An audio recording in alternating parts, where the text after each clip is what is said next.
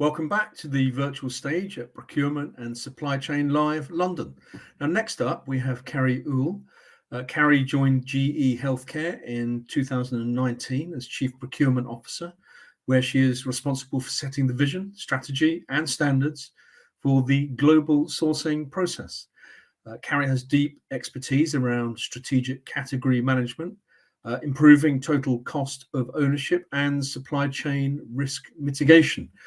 Prior to joining GE Healthcare, Carrie was the VP Purchasing and Supply Chain Americas at Magna International, a global leader in mobile technology.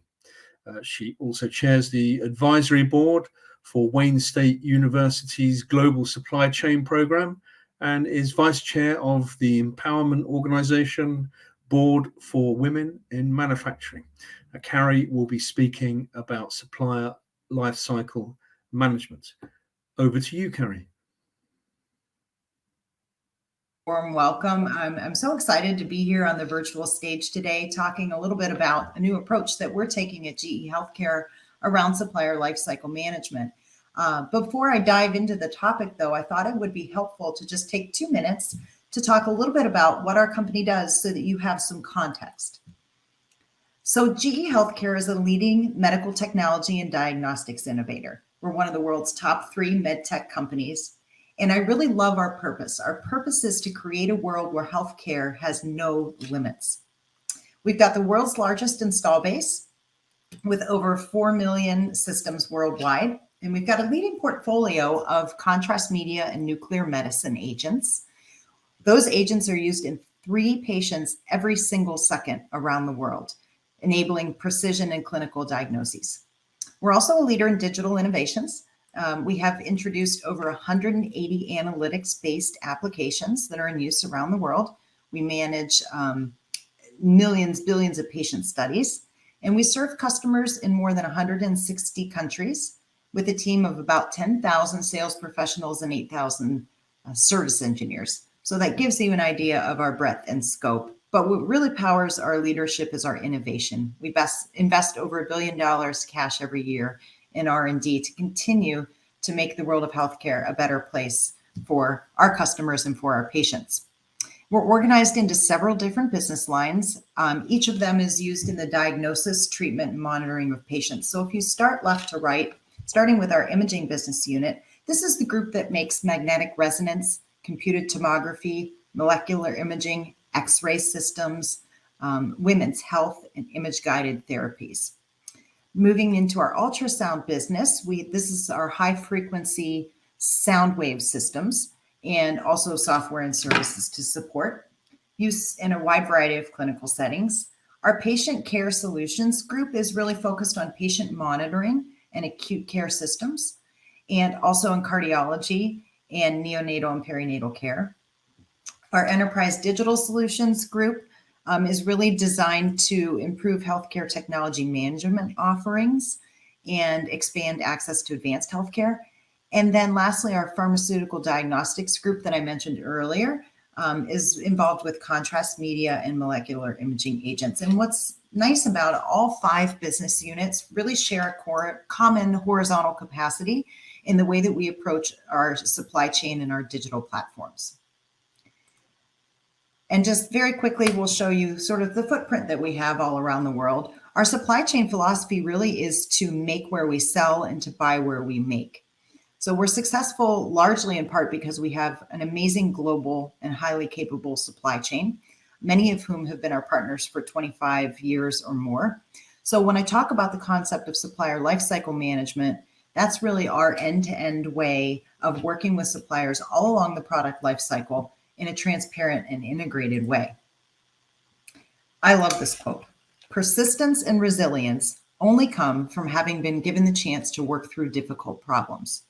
We have all had a chance to work through some pretty big doozy of a problems the last few years, haven't we? And I can tell you for me, one of my largest challenges and the challenges of my team happened early in the month of the pandemic. As you saw in my intro, GE makes ventilators. And we had almost unconstrained demand in 2020 and even into 2021. And not just ventilators, but also our other products such as patient monitoring solutions, CT, X-ray, the entire portfolio in those clinical applications that were helping to treat COVID was up 3 to 10 times normal demand. So through incredible effort and collaboration, not just internally, but obviously with our supply base, by the fourth quarter, we had our capacity up to a level where we were able to make more ventilators in a week than we had traditionally made in an entire quarter. And the only way that that was possible was through the incredible value of very close relationships with our supply base. And the key is it wasn't just at the tier 1 level. Actually, most of our challenges came from our sub-suppliers. So today, what I'm going to talk about is how harnessing that learning of ramping up that volume so quickly really activated supplier lifecycle management, how we're going to take those learnings and move forward in a new way of working in stable times. So I invite you to look at this picture of an old telephone. You remember these? I had a light pink one in my bedroom growing up in Pittsburgh, Pennsylvania. My mom would tell you that I never got off of it except to eat and sleep and go to school and maybe watch my Steelers play football. It was a pretty handy way to communicate, but if only we knew then what was to come. And I don't know how many of you remember these first cell phones. Those of us old enough like me to have one of them probably remember how excited you were to be able to call someone while away from home, even if it was just for something as boring as, could you please pick up some milk or bread for me? And then you think about where we are today, 25 years later, and you can reach anyone around the world in seconds, exchanging information that would have required days in the past, or even the old-fashioned snail mail. So it would be a real shame if we did not improve our collaboration with suppliers the same way we've evolved our personal communications. And using technology is one way to do that, but also it's really the relationship. It's harnessing the value of deep engagement, sharing information visibly, often, and embracing what I like to call a growth mindset, using the spirit of lean principles and technology. So just like the telephone has gone through a lot of cycles of evolution, so has the way we introduce relationships with suppliers. And it really starts at the top there with identifying your supplier strategy. That's the foundation of all of it. Supply chain's got to partner internally with the business and with your engineering teams and really be absolutely linked and holding hands about what the future product roadmaps are going to look like and what suppliers are going to be needed to be able to action that. And then when you do your supplier selection, moving along the wheel, you need to be able to have a cross-functional team be engaged in that supplier selection with the right balance of cost, quality, compliance, innovation. And so at GE, we have a 4-vote process before supplier is selected. And those 4 votes come from the engineering organization, the sourcing organization, our supplier quality organization, and operations. Every vote is equally important, and there's a lot of collaboration that goes into our supplier selection process. That collaboration then goes all the way through with the suppliers to launch effectively, but it doesn't stop there. Our products are in the marketplace for a very long time, and so monitoring and continuous improvement of that supplier relationship can be a really long cycle. So we continually watch to make sure they're continuing to perform at the level that we needed, and that we are continuing to be working on new product introductions with the same supply base when our roadmaps overlap. When you get this cycle right, this life cycle management cycle, there's a load of benefits. First of all, close collaboration really results in total cost of ownership improvement over time. Also, improved quality. Deeper engagement really means that you're creating value and better supplier-enabled innovation. It's so important to tap into the innovation that your good suppliers can provide for you. So together, you can help ensure you have an advantage over your competition. And the catch to all of this is doing it in a formal way that's sustainable when things are up and down. And so we like to think kind of out with the old and in with the new. When we learned ramping up our ventilator supply chain, the way we were working with suppliers was not going to work going forward. We had to move beyond the transactional and really managing the day-to-day and be more collaborative and engaged up front. So if you think about calling a supplier, right? In a crisis situation, asking to be escalated to the CEO. And this is someone you've never talked to before. You're not going to be as successful as if you've taken the time to develop those senior level relationships with your supply base in advance of a crisis. And that was one of our key learnings. Also, for many of our suppliers, we're quite a small customer in terms of volume. People often ask me, because I grew up in the auto industry before coming to healthcare, Carrie, what's the major difference between healthcare and automotive? And while there are many differences and many similarities, the one thing I always point to is for our products, they're very highly complex, but maybe low volume and high mix. In automotive, you may see some high volume products that might be lower mix and they run for a long time. And I'll never forget when I visited one of my first suppliers when I joined the company in Mexico was an injection molder, and was walking the floor, and I said, can you show me my product running? And he said, your product's not running right now. We run your product once a year, and we run in the entire demand in a year. So when you're working with a supplier that is only running your product once a year, you need them to be thinking about your relationship all year long. You've got to approach that in a different way. So what did we do? You can't operate as a partner with, more than 2,500 parent company suppliers like we have. You have to be very intentional about differentiating your approach. And so for us, we looked at this model of supplier priority internal management system. And we thought about what's the level of engagement that we have with our suppliers on the IP or the technology side. How often are their products used across all of our portfolio versus maybe just one machine? What is our annual spend with them? What's the criticality of this part from a quality perspective? And all of those things then allowed us to segment our supply base into priority 1, 2, 3, or 4. Priority 1 is only a handful of suppliers, maybe 2 handfuls. And then you get into maybe 100 or so at your priority 2 and so forth. And then what we did from there was create standard work that I'll talk to in a little bit. But before that, we really wanted to get the voice of that supply base. How did they feel about working with us? What did they think our relationship looked like? So we looked at those top 3 segments of the pyramid, and we worked with a company called Plant Moran to launch a survey called the Working Relations Index. And that Working Relations Index consists of about 19 questions that fall into the buckets that you see along this wheel.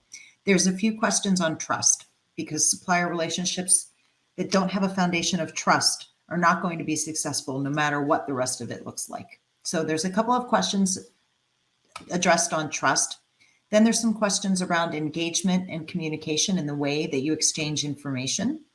There's some questions that talk about what are some barriers to smoothly doing business and reduction of hindrances. There are some questions around assistance and help programs. How do you work together to improve each other's operations? And then finally, some questions on mutual profit and do our suppliers feel that they are given an ability to make an appropriate profit for the work that we do? And it was very insightful. One of the themes that we found out of that survey was that our suppliers really wanted to spend more time understanding our business. So one example of our supplier relationship management lifecycle is putting those standard work in place for formal touch points. And depending on the segment, supplier 1, 2, or 3, they have a combination of 3 different kinds of touch points. The first is a partnership review. And that is really reserved only for that top pyramid of our supply base, those that we are just deeply, deeply integrated with, where we want to have a CEO to CEO relationship. We want to be thinking many, many years ahead to make sure that we're on the right path together. We also have strategy reviews. That's really where we're spending time crossing our technical roadmaps, and are we going in the same direction from a footprint standpoint, from a technology standpoint. And then we have our 360-degree reviews. And the name is very intentional because we want it to be all of us talking about the relationship as a whole, not a one-way traditional supplier communication of here's your scorecard and you need to improve this or that or this. This is really meant to be a discussion of how the relationship's going. And so one thing that's common across all three of these types of touch points is there's no discussion of commercial details or quality details. This is really meant to be about a longer term relationship. And it's been very successful, and it's actually part of our standard work now that we're actually measured on. So I want to turn now to just how we're actioning some of these supplier relationship management strategies in a couple of our specific business units. I mentioned ultrasound being one of our very important areas of products. We now engage in our ultrasound business suppliers anywhere from 6 to 24 months in advance of a product launch. And we freeze supplier pre-selection 12 to 18 months prior on average. And that allows them to really get intimately involved with our engineering teams in the product development process. And when we're careful to align our technologies when we design with their technologies as they design, we really get better quality overall. And for us, quality also means a better image for the clinician. We also get better costs because we can think about choosing technologies that they are making at scale for other industries or other customers. So that earlier that supplier is engaged, it's really gives us time to design for process capability and to design for manufacturing, both of which improve our yield. And then in a supply constrained environment, as we've all been in the last few years, it also helps to lock capacity when we've got them involved that early. So our goal is to have approximately 8 to 10% of our components shared across platforms. That's another important strategy, is platforming and consistency of application of products. And these are all things that are possible because we work closely with the suppliers. In our CT business, as well as some of our other businesses, we are focused on lead time reduction. And it's part of our Hoshin-Kanri objectives. And for those of you that may not be familiar with Hoshin-Kanri and Kaizen and the difference between those two lean terminologies, Kaizen is really focused on continuous improvement, which is really important. But Hoshin-Kanri is about breakthrough.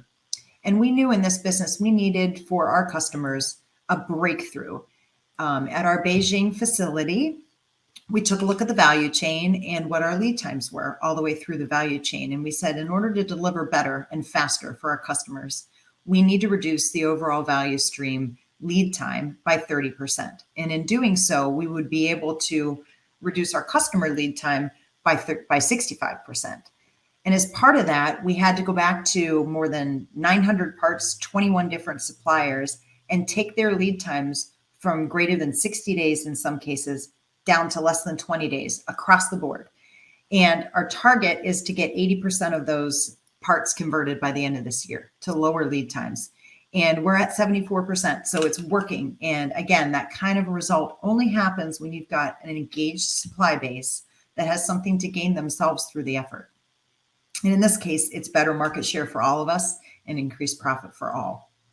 And then lastly, in our surgery business. Now, this is a scrubbed example for confidentiality, but it'll give you an idea of how we think about long-term roadmaps. So each box across the top represents a key supplier and a key technology, and it will show, if it were filled in all the way, it would show the associated spend and add up to our total costed bill of material.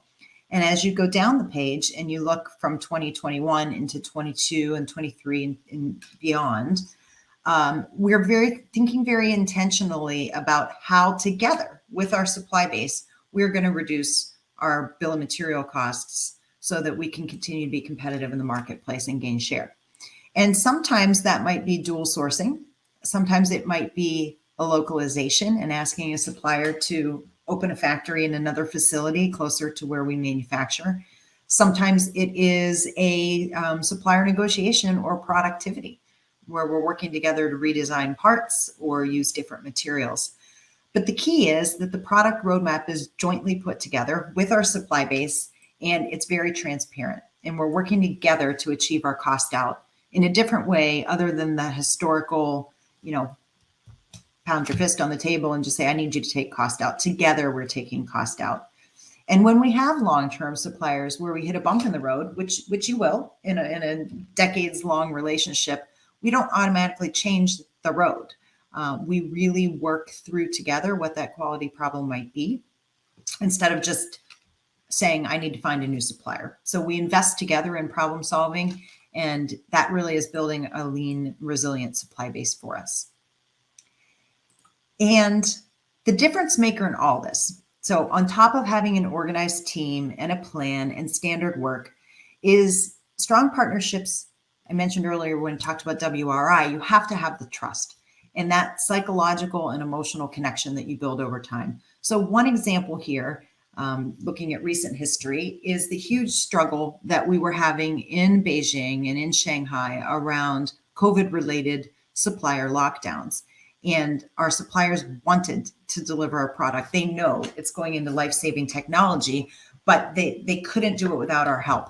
So we were able to use our government relations teams to help them unlock their doors to keep producing. We supported their employees by sending things like food and personal items and even beds to their supplier dormitories at their production facilities. And that caring for the people at the company is just an essential element to building these long-term relationships throughout supplier lifecycle management.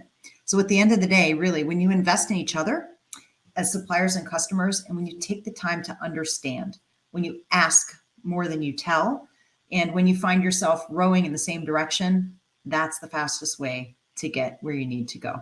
So thank you for allowing me to share some of the things that we're working on at GE Healthcare, and I'd be happy to take any questions. In healthcare, you also have lives at stake, which you don't really have in other sectors, and that must focus minds as well, I imagine, when it comes to overcoming disruptions. Yeah, it's been really a big advantage, I think, Sean, versus other industries. You know, we try very hard when we're talking to our suppliers, rather than say, if you don't ship this much product, we're going to lose this much revenue, or, you know, we really talk in terms of lives. And we make sure to quantify that for every, 10 semiconductor chips that we don't get, that's this many patients that are not getting their cancer screening today. That's this many patients that have to have a delay in a diagnosis. So the human life element weighs deeply on everyone on my team, and honestly is a very important part in driving those relationships, for sure.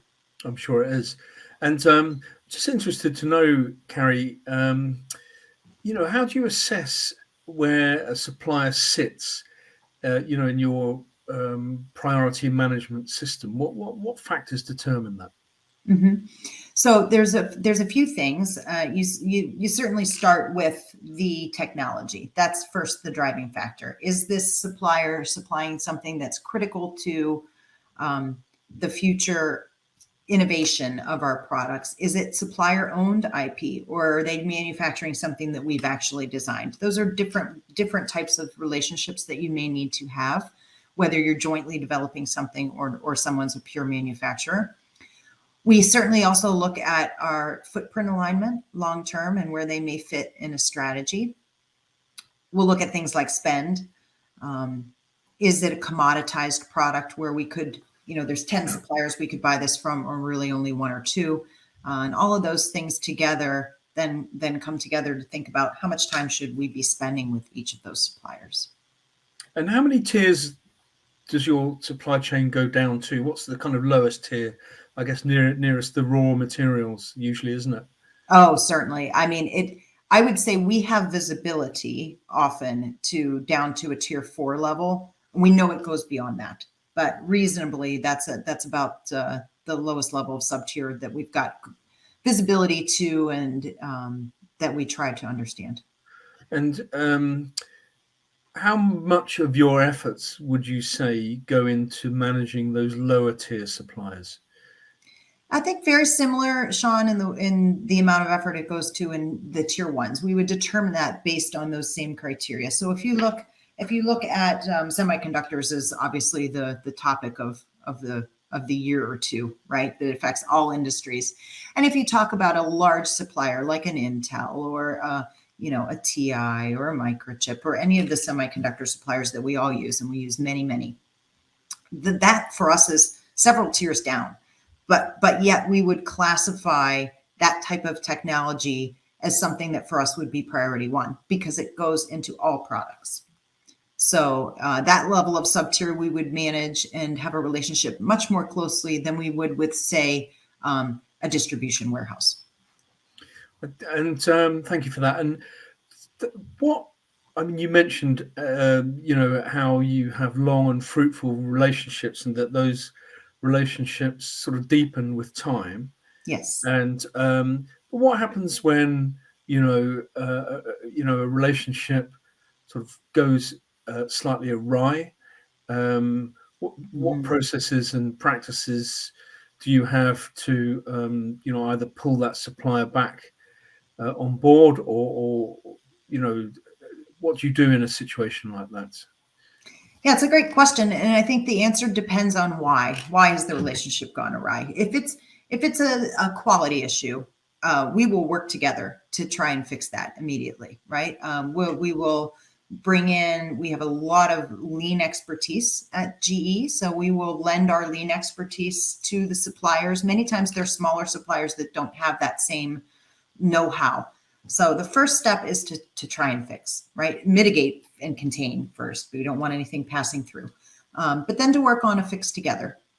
If we determine that either from a commercial relationship standpoint or a quality standpoint, this is just not working out, and we look at each other in the eye and say, not working out, then I would say the reason you still need a strong relationship is to have an orderly transition. You need that supplier to help you through to your next supplier. It's very difficult, especially in medical products. It takes a long time to make changes. There's a lot of regulatory approvals, as you can imagine. So even when you've decided that your relationship is going to evolve or end, you still need it to be strong through a transition, I would say. And then there are times where, if you're doing those partnership reviews that I talked about and those strategy reviews correctly, there will be times that you can see, look, we're in sync now, but 3 years down the road, maybe we're not. Maybe that supplier is choosing to invest in a different industry and they want their growth to be in consumer products or automotive or something different. And we want someone obviously focused on medical technology and investing in that. And if we look each other across the table and say, look, we're good partners now, but we're just not going in the same direction. Again, you're going to be honest about that and have a thoughtful wind down over time. That's great. Well, sadly, that's all we've got time for, Carrie. Okay. Thank you for your presentation. It's really insightful. Well, I certainly appreciate the invitation. It's an honor to be here to address the audience. And, good luck with everything. All right. And don't go away, because there will be more presentations on our virtual stage, and we will see you later.